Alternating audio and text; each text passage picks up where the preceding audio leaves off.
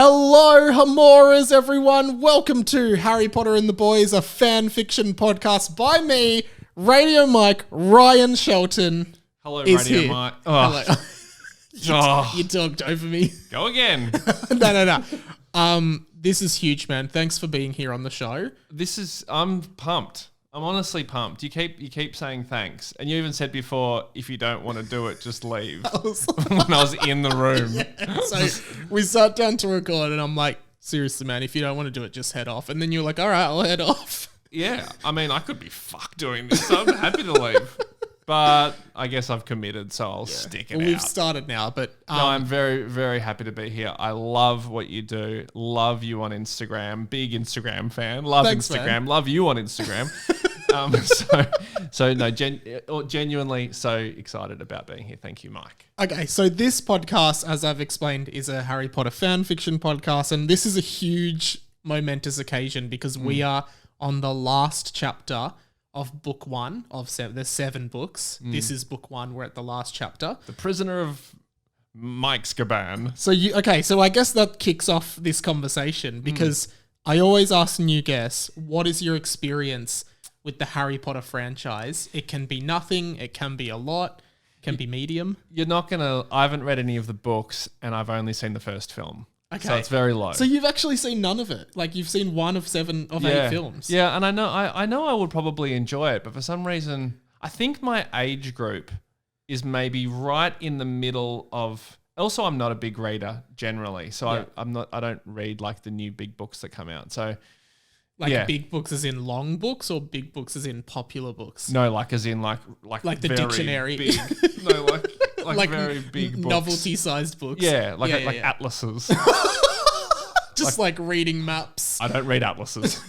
I stay well clear of atlases, but I love mini books. Yeah, okay. Yeah. What's your favorite book of all time?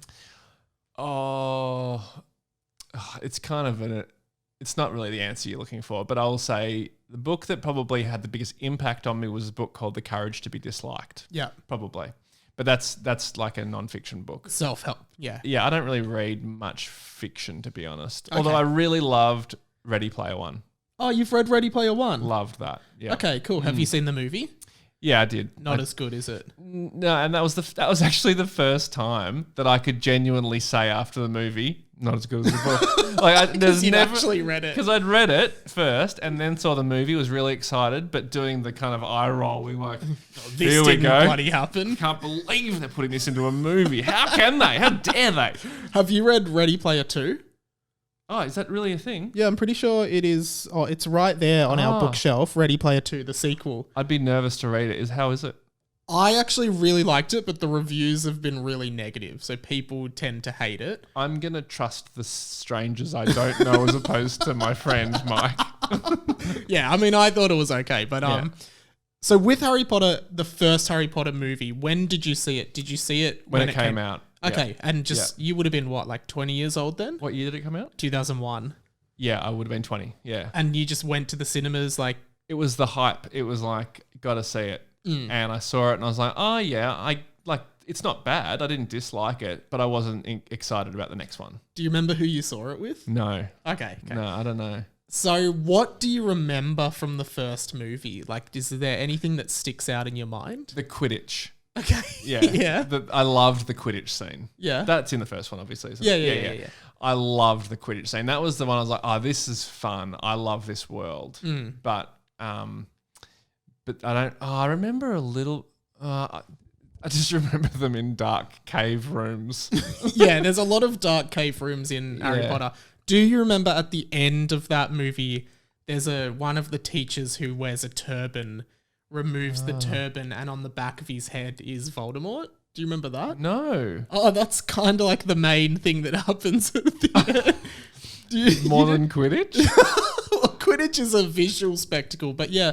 So Professor Quirrell, who's one of the teachers who wears a turban, at the end takes off his turban and Voldemort is on the back of his head and tries to kill Harry. Mr. Quirrell, is that his name? Professor Quirrell is Voldemort. No, but Voldemort has like planted himself on the back of his head and turned him into an evil wizard.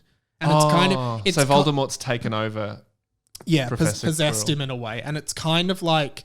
a twist ending of that book and movie, because Professor Snape, who is played by Alan Rickman with the long black hair. Him. I know him. Yep. Everyone kind of thinks he's the bad guy. It was too obvious. Yeah. Turns out it was actually Quirrell, which is a huge red herring. Oh, God. Tell me about it. So do you know anything about where the series goes after? No. So you know nothing? No, I know nothing. Okay. Yeah. Cool. So any sort of like winks to camera that's in your book, I will not understand. So I'll explain everything as we go through it. Okay. But so it'll be a long episode because you genuinely will have to explain everything. Do I? Is that a thing with me? No. You'll genuinely have to. I will have to. Right. Yeah. Okay. So we are on the last chapter, as I said. Have you ever? This is kind of. I realize this is a weird position for you because you're about to basically open a new book and just read the last chapter, and I've had to flick through it. This is very much just kind of wrapping things up. So like what like, I don't know how much you're going to understand of what's going on. Okay. How are you feeling about that? I don't really know what to expect. I'm just ready to go along with just roll with the punches. Okay, cool. Yeah. So the book is very self-referential. Yes. It's very meta. Okay. Often I love that. the characters in the book are aware of the fact that it's a book, and they are also aware of the fact that the original Harry Potter books were books as well. Oh, I love it. So it's very fourth wall breaky. It's very aware of itself, and a lot of the jokes in this book surround farts, and like in Harry Potter, there's a subject called Defense Against the Dark Arts. In this book, it's called Defense Against the Dark Farts. Brilliant. So, if you want, do you want to read the last chapter of Harry Potter and the Boys? No, it's okay. All right. Well, thanks, guys. Thanks for jumping on, Ryan. We'll see you next week. Please bring it on. All right. We'll bring it on. Give me that. Guys, very quickly, I want to interrupt this episode of Harry Potter and the Boys to let you know about our sponsor this week, Manscaped. Manscaped are the best in men's below-the-waist grooming and champions of the world. They offer precision-engineered tools for your family jewels. Manscaped just launched their 4th generation trimmer, the Lawnmower 4.0. That's the 4.0. Join over 4 million men worldwide who trust Manscaped with this exclusive offer for you. 20% off and free worldwide shipping. Use the code Harry Potter at the checkout. That's code Harry Potter for 20% off your Manscaped order. I got sent the Lawnmower 4.0 from Manscaped and I gave it a shot. I decided to groom my downstairs like a lot of us blokes like to do, and girls too. This isn't just for guys. Girls can use this too. I know it's called Manscaped, but girls can use this too. I shaved my balls. It was a very comfortable shave. I'm really impressed by the performance. I have used many different electric shavers, and this is definitely the best I've ever used. It was really easy, and like, we've all had bad experiences with shaving our balls, okay? Let's be real. We have all been there. I've been there. You've been there. I actually, literally like 2 weeks before this, I was going on a date, and I was like, all right, maybe I'll just shave my balls just in case, right?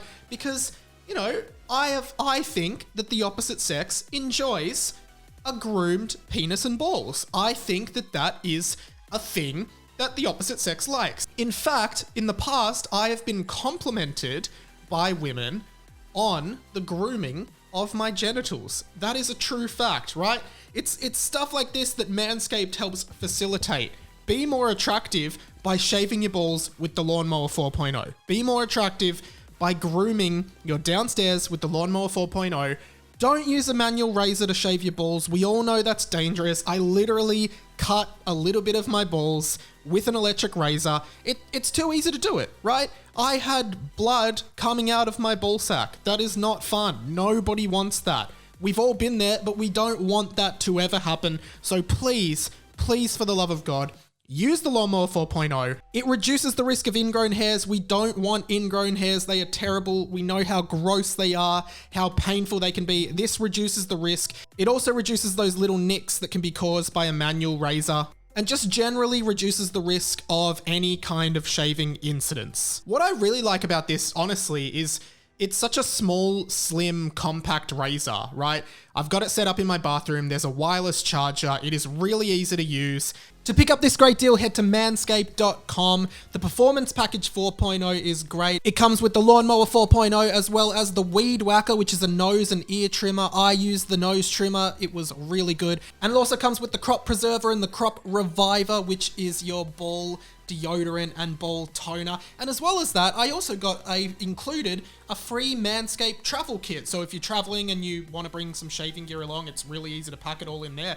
Really good quality stuff. Manscaped.com. Head to manscaped.com, enter the code Harry Potter at the checkout for 20% off. So much amazing stuff. Would love for you guys to go and support them. Ladies, get one for your boyfriend or get one for yourself. As well as that, 20% off using the code Harry Potter. Support the brands that help support our show. That is really important. I appreciate a lot. Thank you so much, Manscaped, for jumping on board the podcast. Lawnmower 4.0, code Harry Potter, 20% off. Let's get back to the show.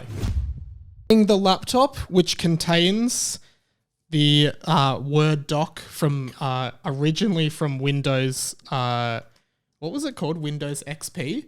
Oh, well, I was going to say 95. No, I was ages I was an XP boy. Okay. We are up to the final chapter here, which is chapter 31. I'll hand you the laptop. Oh, good font. What's that? Oh, it's just Times New Roman. I think it's just Times New Roman. Or probably word art, actually. So clip art. Clip art because you've got there's a shadow on it. Okay, anyway. So what we do in this show, we start by reading the title of the chapter and we go from there. Ryan Shelton, this is huge for the listeners of this podcast. This is the last chapter. This is the end. Start us off. Okay. Chapter 31. The end? There's a question mark. Which is quite a childish way to end a book. Like, no, I like it.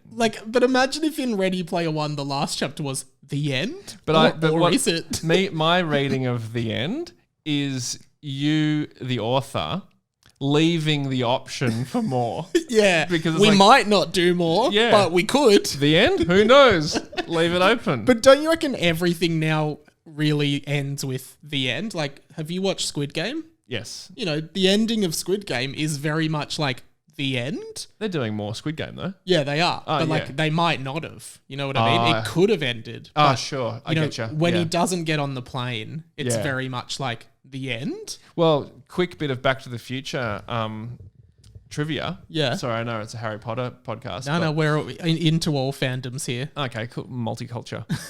So Back to the Future 1 was only ever supposed to be one movie. Okay. And so the final scene, for people who may remember, the final scene of Back to the Future 1 is Marty finally gets back to 1985. He's with his parents. Everything's good again. In fact, everything's better than it was before. And he's with Jennifer, his girlfriend. He's got this new truck that he'd been looking forward to getting. He goes to kiss Jennifer, and then the time machine with Doc just appears out of nowhere. Doc jumps out with futuristic clothes on and says, "Marty, you've got to come back with me, back to the future." And then they get in the car with Jennifer, the three of them, and then they back up. And Marty says, "Doc, you're going to have to back up. We're not going to have enough road to get up to 88 miles per hour. That's what you need to make time travel possible." And then Doc looks at him, puts his glasses down, and says, "Roads, where we're going, we don't need roads." Wow. And then it hovers up, and then it flies off into the air. And that was meant to be like a joke ending, as in like a really. And then when it did so well, they were like, "Oh, now we want sequels."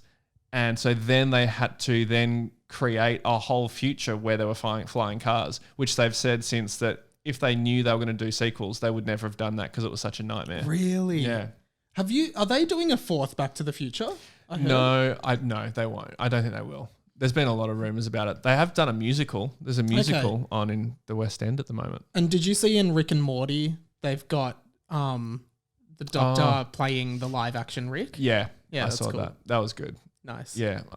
Rick and Morty is one of those shows that I know I would probably like, and I've tried a couple of times and can't get into. Oh, that sucks, man. I know, it does suck, doesn't it? Because I know I would. It seems like my show. Yeah. It's like so ingrained in what Back to the Future was. I know. Anyway. I'm ashamed of myself. Okay, anyway. All right, the end? The end? "Follow me," said Hermione.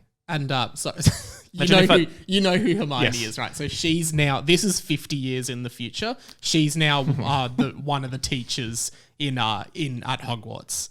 Oh, okay. Yeah, great. yeah. So she's one of the main teachers. Okay. Follow me, said Hermione. The entire moment felt so crazy. Ron Weasley was dead, and they had seen their own teacher, Mr. Charger's bum. But instead of a bum, there had been the face of Voldemort.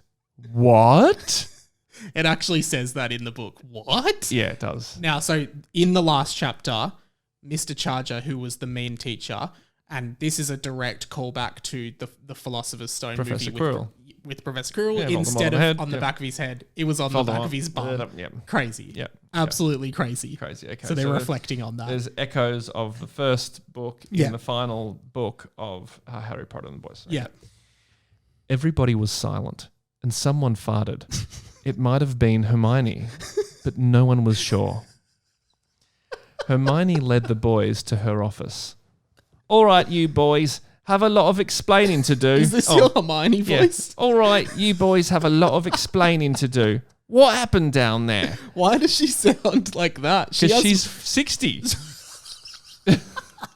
But she is, in the movie, she had a much more like posh British accent. Yeah, but she's grown. It's been a tough 50 years. Yeah, after all the Voldemort stuff, and Well, now what's- he's back. Well, should I do more of a? Should I do more classic Hermione? I think that's Okay. Hermione, yeah. Okay, She's right. still pretty intelligent Of course, and of together, course, yeah. yes, Yeah. okay. All right, you boys have a lot of explaining to do. What happened down there? And why are you talking about Mr. Charger's bum? Oh, damn, you do the scrolling the wrong way. No, I do it the right way. You do it the wrong way. God. It's like my girlfriend does. Like, why wouldn't you move with Apple's changes? But if I want to scroll down, I want to swipe down on a laptop. Yeah, but I swipe in the same way that you'd be on an iPad. iPhone. On Yeah, an iPhone, yeah. iPad. Wow. You don't use an iPad? Nah. Just a phone, man. Wait. One day. I'll get there. You'll get there. Okay. Okay. Let me just back up a bit. Yeah. Hermione led the boys to her office. And she might have just farted, remember? Oh, She might did have. say that in the Yeah, that's true. Someone farted. That's true. We don't know for sure. Hermione led the boys to her office. All right, you boys have a lot of explaining to do. What happened down there? And why are you talking about Mr. Charger's bum? To be honest, I've seen it. It's nothing special in my opinion. IMO.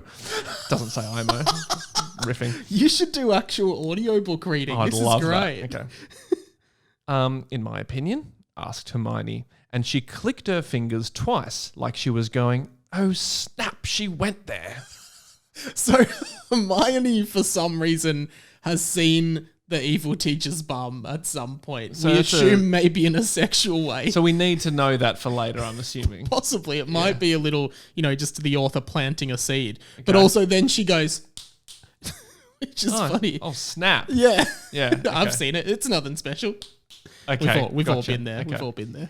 The boys explained everything. The series of chambers, the stench of farts, and Voldemort's bum face. Oh my, said Hermione. Professor, what does legame potenti mean? Great reading. So in the last chapter, two of the main boys, Michael and Rob, merged together. Mob. Yeah, mob. and the spell was called legame potente that Okay. made that happen. Legame potente. Okay. Yeah. Professor, what does legame potente mean? Asked Michael. I was doing Hermione's voice. Sorry. Yeah. Professor, what does legame potente mean? Asked Michael. And now who's this speaking? This is Hermione now, Hello. I think. Interesting. You see, when you told me about this legame rotto word you came across in your message, I thought it was complete crap. I was like, you stupid bloody idiot boys. But then I did some study. I found out classic Hermione. I found out exactly what legame rotto and legame potente means.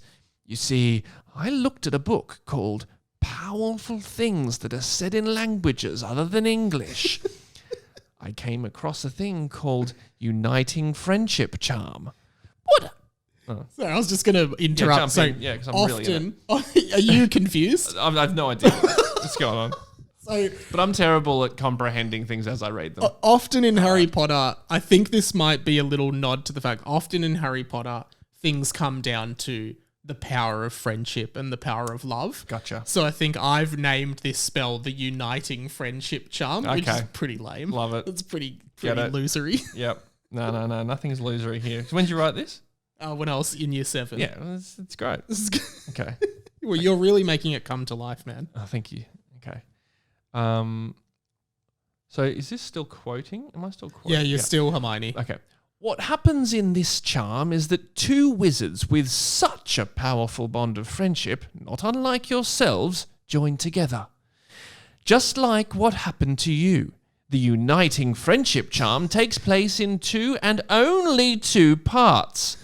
The legame rotto and the legame patente. I believe that legame rotto means broken bond. And I think that when you two were fighting, your bond was broken. Now, when Rob apologized after he believed that his friend was dead, well, just like it said in the letter, legame patente, the bond is restored. So Michael and Rob were fighting for the second half of the book. A mob, And- yeah. Yeah, mob. Mob were fighting. fighting. The mob were And then fighting. Mr. Charger, the evil teacher with Voldemort on his bum, Yeah. nearly killed Michael, and Rob apologized to him for all the fighting, and that's what triggered the uniting friendship charm. Okay. That's crazy shit, isn't it? It's fucking crazy shit. This is some Ready Player 1 shit. Yeah, or 2. Yeah. Okay. Ready Player 3, maybe. Ready, Player 3.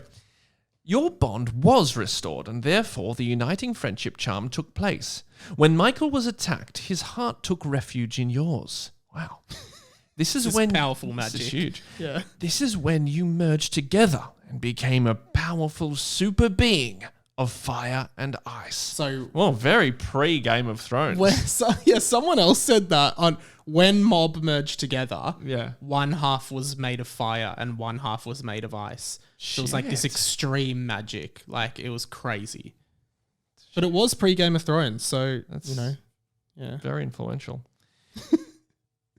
George R.R. Martin read this and was like, well, that's a good idea. Yeah, I hope this isn't licensed to anyone. This Harry Potter parody book. Would you call it fan fiction or parody? Bit of both. Like, I'm a fan and it's fiction, but it's also a parody. Okay, so yeah, you're ticking all the boxes. Okay. But Hermione, what was with the ice and fire? Asked Rob. The ice and the fire are very, very powerful types of magic. Only those who are in a uniting friendship charm are able to use this, said Hermione. But the note said something else. It said... Rob showed her the note. The third, said Hermione. Let me remember. Oh yes, I believe that the most powerful witches and wizards that pass through Gryffindor House are capable of using the uniting friendship charm. But I could be proven wrong. What do you mean? Asked Michael. Well, the second use of the charm actually happened with Harry and Ron a long time ago. But the first was different, said Hermione. Who is it? Who was it? Asked Michael. Godric Gryffindor, said Hermione. And his partner, Salazar Slytherin. So that you read that really well because that's a huge moment. Do you know why? Yeah. Should I explain just for the listeners? Let's say it at the same time and see if we're thinking the same So, thing. Yeah. Godric Gryffindor Gryffindor is obviously the head. Sorry. So So he was the guy who who founded Gryffindor House. House, yeah, obviously. And yeah, Salazar and Slytherin, yeah. he was the guy who founded Slytherin House, which is pretty obvious. Blah, blah, blah. Now, do you remember from the movie you saw, like, that Gryffindor is kind of like the good house and Slytherin's sort of Yes. like the evil house? So Yeah. I guess what is interesting about this is that we would have thought maybe that Godric Gryffindor and Salazar Slytherin were enemies, but it turns out at some point they used the uniting friendship charm in the past, like hundreds of years ago. Shit. What do you reckon of that? I'm fucking shocked.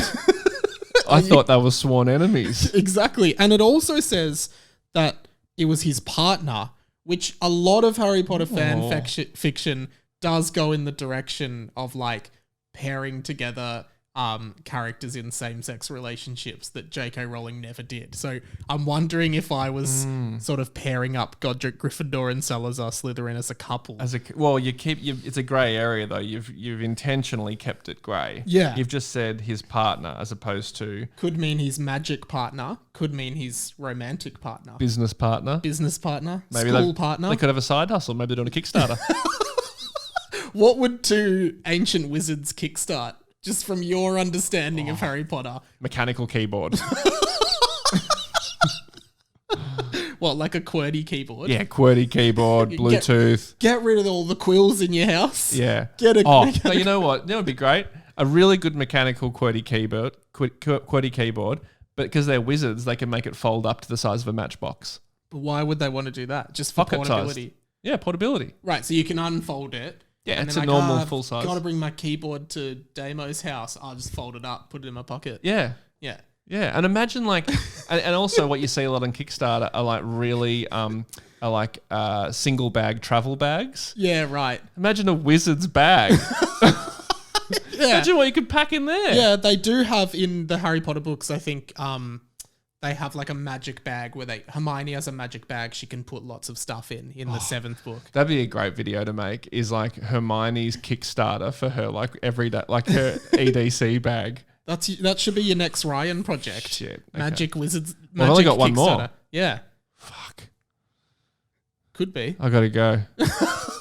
Gotta start writing. Need a mechanical keyboard. Okay, we should All continue. Right. Continue, yeah. No, said Michael. Sorry, said Hermione. But it is true.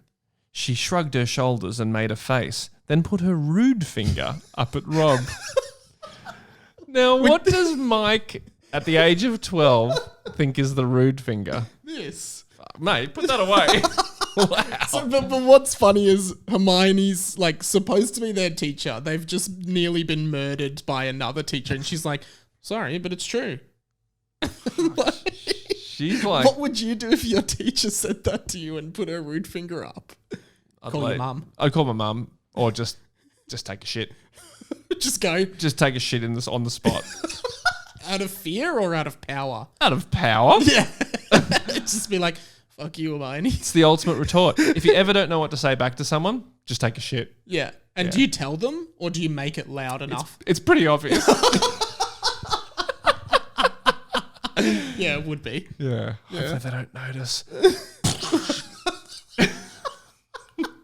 No, but I feel like if you not to get technical, but if you had a good diet and like a solid poo, high fiber, it might just sit in your undies. You might have to be like, sorry, I've done a poo. Oh no. The whole purpose of it is to pull the pants down and do it like a dog. Yeah. Okay, cool. Okay. All right, so Hermione doesn't give a shit at all. No. They spent the next 5 minutes in silence. Wow. After the middle finger went up. So imagine just like, 5 minutes. You're having a meeting with a teacher, which ends with them putting your rude finger up, and then you literally spend 5 minutes in silence. I mean, how long do you reckon the start of this episode was when I was getting ready in silence? That was probably like 30 seconds. And it was awkward. And that felt too long. Yeah, so before we started, Ryan was like, I'll let you know when I'm ready. And then we sat in silence for 30 seconds. Because I wasn't ready. Yeah, and he was like, all right, I'm ready now. Yeah, it's power move. They did that for what?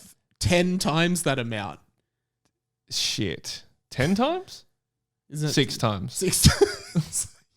Wait, yeah. No, wait, what? I'm not a good maths 30, person. 1 minute, 1.5, 2, 2.5, 3, 3.5. You're right. 5. You're 10 right. times. You're right. Anyway, it's not a math podcast, so it's all good. I used to cry when I got home when I couldn't do maths homework. Really? Yeah, when I was in grade. What was your 9. best subject at school? Probably like media or drama. Oh yeah, cool. Yeah, definitely not maths. Someone reminded me of the term. It's probably not very politically correct these days, but reminded me of the term veggie maths. Was that a term when you were at school? Oh, as in like further maths. Yeah, further maths. Yeah. Cut that out. Do you actually want me to cut it? Just so I can uncancel myself. Like, I said it, but then I asked him to cut it out, so you can't cancel me. Can't get me on that. I regret comedy. it. If you show regret, you're fine. If you have, but it has to be immediate regret. Immediate regret, and I acknowledged it, but weirdly still wanted to say it. Yeah. No, I don't think, like, people used to call it Veggie Mouth. Yeah, I've said it now, so we're both cancelled. We're going down together. But last chapter, so it doesn't matter. Exactly. We said what we wanted to say. As if you were going to do anything else after this. Okay, here we go. All right. They spent the next 5 minutes in silence. The shock was just too much. Not about the rude finger, but about Salazar Slytherin and Godric Gryffindor. Gryffindor with Slytherin? No. Impossible. Or was it? Yes. But no. Oh, but not at the same time. Hermione left the room. Hey, I forgot to ask you, what house do you think you'd be in? Do you know What are the other two? Ravenclaw and Hufflepuff? Hufflepuff. You'd be in Hufflepuff. Well, I don't even know That's the they loser are. house. Yeah, that feels right for me. No, you'd be probably a Ravenclaw. What's Ravenclaw like? They're the intelligent house. Thank you. Yeah, I think you'd be in that. What would you be? I reckon I'd be a Ravenclaw. I do. I've said it before on the pod. But It's probably Ravenclaw is the intelligent, brilliant, smart, awesome fun, house. good-looking, sexy house. So I think I'd be probably Ravenclaw.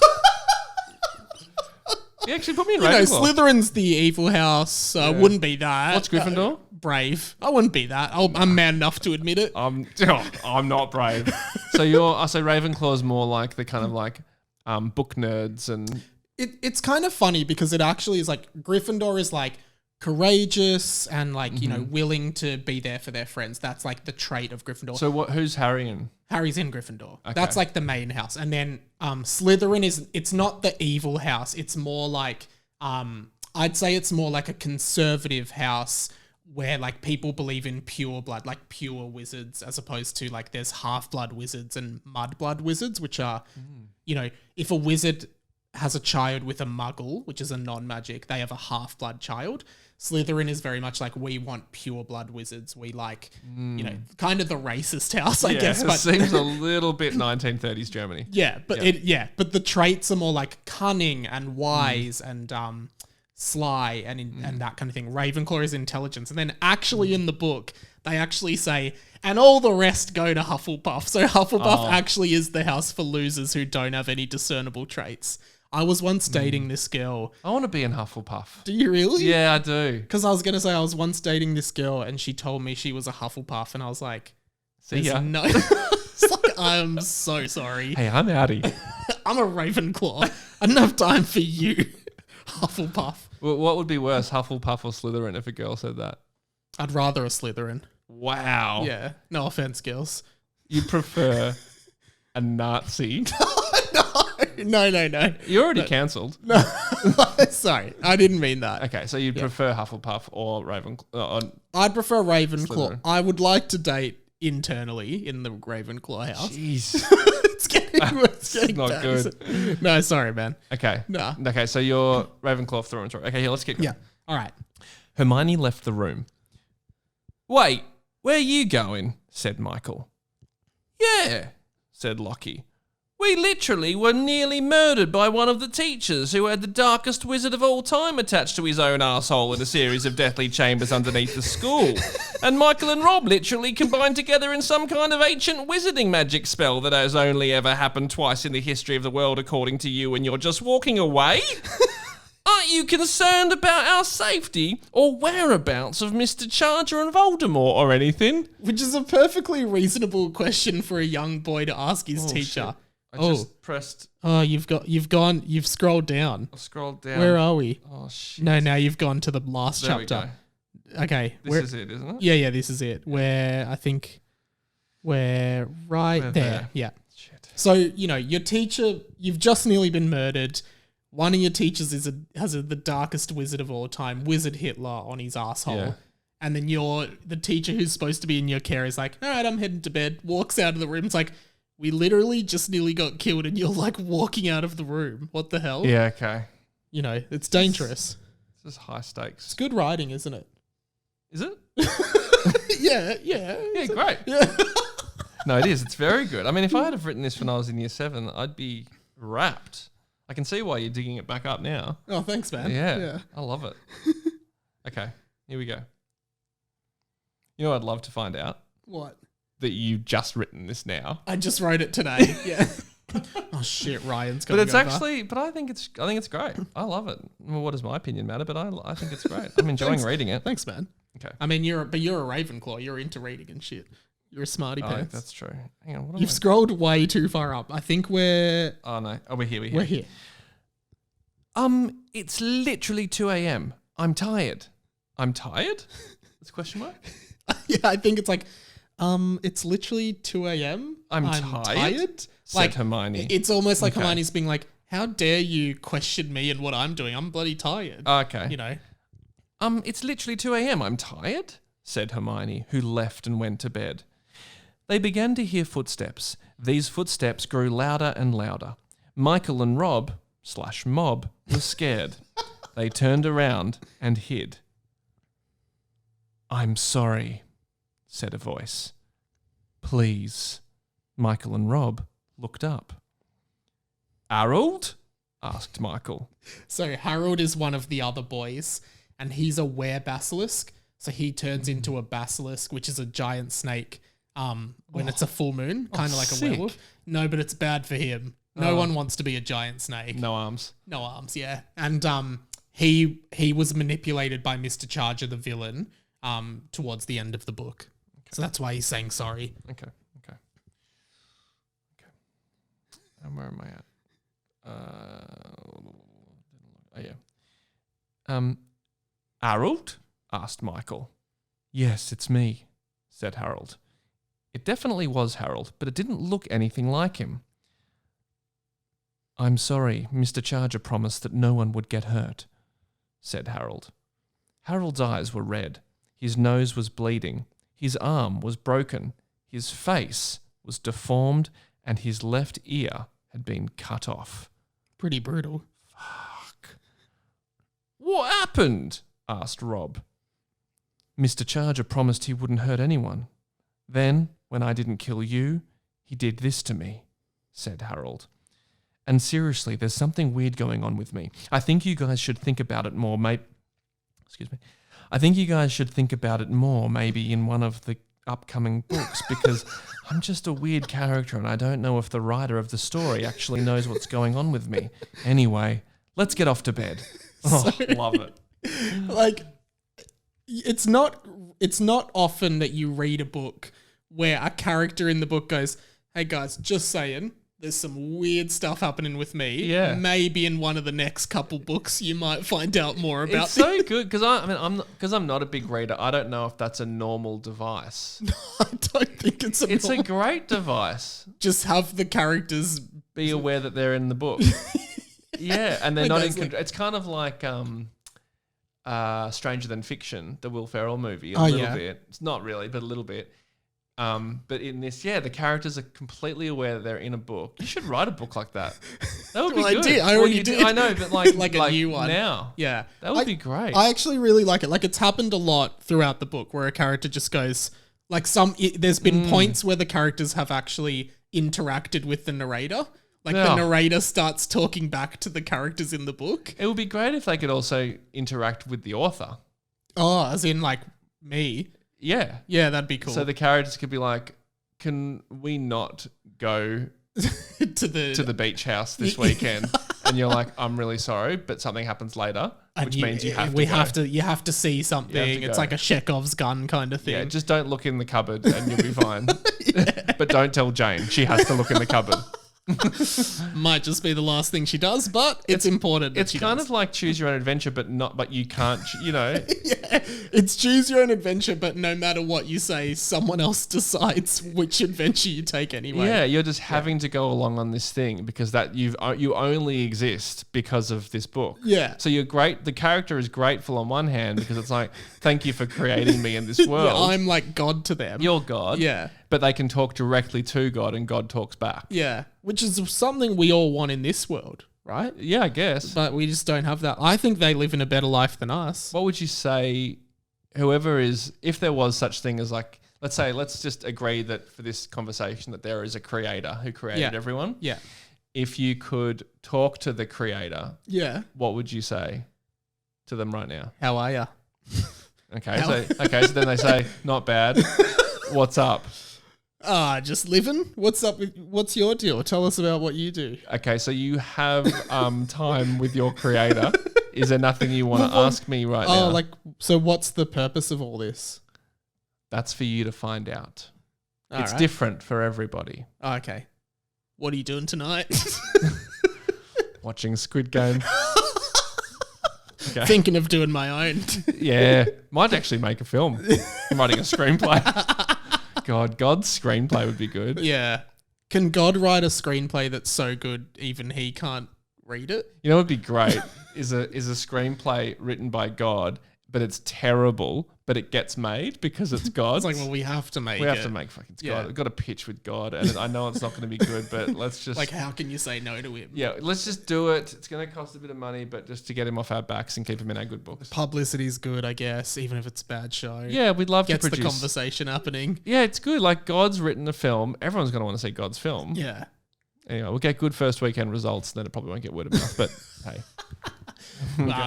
Hopefully the Rotten Tomatoes will be all right. Like, the audience score will probably be good because heaps of people like God. But, yeah, unless they bloody bomb it. Yeah, they might review bomb it. That happens, doesn't it? I know about that. That's why I said it. Yeah, I know. Anyway. Okay. All right, so Harold's been deformed, apparently. Yeah, he's gone off to bed. Oh, yeah. Don't you think you should see Madame Pomfrey in the hospital wing? Said Michael.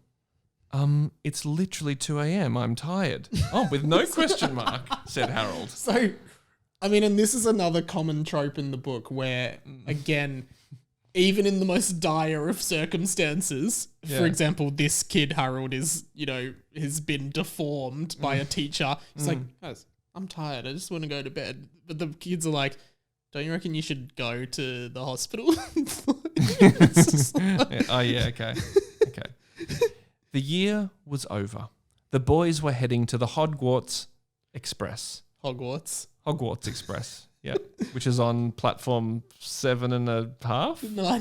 9.5. 9 3/4. 9 3/4. I don't know what's on platform 9.5. I was mixed up with being John Malkovich. Oh, yeah? I think the portal into John Malkovich's head is on like level 7.5 or something like that. Okay, right. Pretty something like that. Yeah. Anyway, we digress. I know. Bye, Hagrid. Bye, Hagrid. Bye, Hagrid. They said to Hagrid, who was there. That was such a good read. You better go home now, said Hagrid. That was good. That's pretty good. Throughout the book, Hagrid is now so old that of course. He's super out of it, and most of the time, I think almost every interaction with the boys that Hagrid's had, like they'll go visit Hagrid in his hut on the school grounds, and they'll be like, "Hi, Hagrid," and he'll just every time he's just like, "You better go to potions now." Like potions is a class. Yeah.